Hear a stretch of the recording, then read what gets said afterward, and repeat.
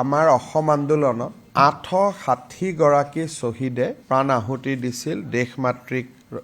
স্বাৰ্থত বা দেশমাতৃক ৰক্ষা কৰাৰ বাবে 9 ডিচেম্বৰ তাৰিখে আমি শ্বহীদ স্মাৰকত 860টা চাকি জ্বলাম আৰু নাম প্ৰসংগৰে আমি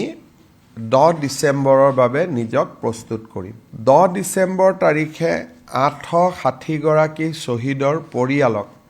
আমি গুৱাহাটীলৈ নিমন্ত্ৰণ জনাম আৰু আনুষ্ঠানিকভাৱে শ্বহীদ স্মাৰক আমি সেই দিনাখন উদ্বোধন কৰিম সমান্তৰালভাৱে অসমৰ প্ৰতিখন জিলাতে এইবাৰ শ্বহীদ দিৱস পালন কৰা হ'ব আৰু প্ৰায় 1000ৰ পৰা 10000লৈ জিলাসমূহৰ জনসংখ্যা অনুসৰি শ্বহীদ প্ৰণামো তোমাক এই গীতটি আনুষ্ঠানিক পৰিবেশন কৰা হ'ব আৰু 10 ডিচেম্বৰত আমি অসমবাসী ৰাইজক অনুৰোধ কৰিম যে নিজ নিজ বাসভৱনত তেওঁলোকে নিজৰ নামঘৰত এগছি চাকি জ্বলাই আমাৰ জাতীয় শ্বহীদসকললৈকে যাতে নিজৰ শ্ৰদ্ধাঞ্জলি আগবঢ়াই বা জ্ঞাপন কৰে NHM নেশ্যনেল হেল্থ মিছনত কাম কৰি থাকোঁতে যদি কোনো কৰ্মচাৰী মৃত্যু হয় আমি তেওঁলোকৰ পৰিয়ালক 5 লাখ টকাৰ এককালীন এটা আৰ্থিক সাহায্য আগবঢ়াই আহিছিল এতিয়াৰ পৰা দুৰ্ভাগ্যভাৱে আমি আশা কৰোঁ কাৰো মৃত্যু নহওক কিন্তু তেনেকৈ যদি NHMৰ কোনোবা কৰ্মচাৰী মৃত্যু হয় আমি এককালীন সাহায্যৰ পৰিমাণ আজি 5 লাখ টকাৰ পৰা 7.5 লাখ টকালৈকে বৃদ্ধি কৰিছোঁ অসম চৰকাৰৰ 5খন মিনি ITIত কাম কৰি থকা দুধনৈ পাঠশালা ৰঙিয়া বিশ্বনাথ চাৰিআলি আৰু তিতাবৰ এই 5খন মিনি ITIত কাম কৰি থকা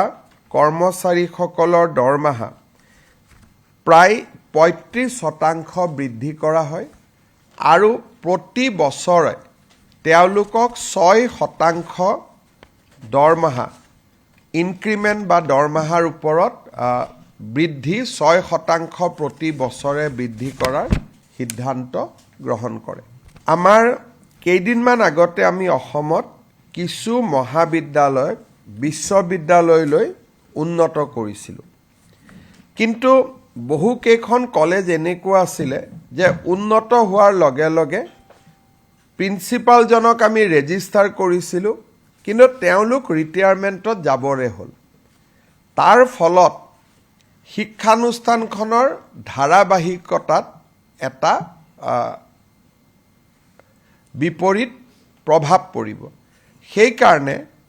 আমি এই মহাবিদ্যালয়ৰ পূৰ্বৰ অধ্যক্ষ বৰ্তমানৰ ৰেজিষ্টাৰ তেওঁলোকৰ কাৰ্যকাল আমি 3 বছৰ ফিক্স কৰি এটা আজি আমি সিদ্ধান্ত লৈছোঁ নৰ্থ লখিমপুৰ বিশ্ববিদ্যালয়ত অধ্যক্ষগৰাকী অৱসৰ পাব কেবিনেটে তেওঁৰ কাৰ্যকাল 3 বছৰ ফিক্স কৰি দিছে যাতে বিশ্ববিদ্যালয়খনৰ ধাৰাবাহিকতা ৰক্ষা কৰিব পৰা যায় আজি মিছন বসুন্ধৰাৰ অধীনত ধুবুৰী গোৱালপাৰা বঙাইগাঁও শোণিতপুৰ লখিমপুৰ গোলাঘাট নলবাৰী আৰু বৰপেটাত 660 গৰাকী শোণিতপুৰ বৰপেটা আৰু গোলাঘাটত 712 গৰাকী প্ৰাৰ্থীক বা আবেদনকাৰীক ভূমি বন্দোবস্ত দিবলৈ সিদ্ধান্ত গ্ৰহণ কৰে